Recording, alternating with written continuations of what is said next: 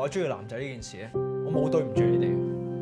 你嘅前度男朋友感染咗艾滋，而你平時咧性行為嘅時候又冇用安全套，初步結果顯示你已經感染咗啦。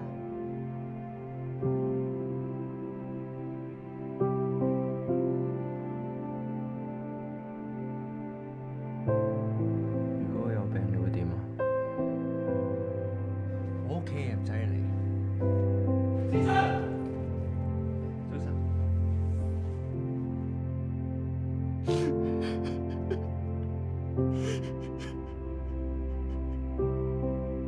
咁你有咗答案未啊？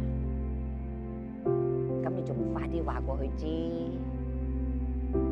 世界上有好多事咧，都係需要時間慢慢去證明嘅。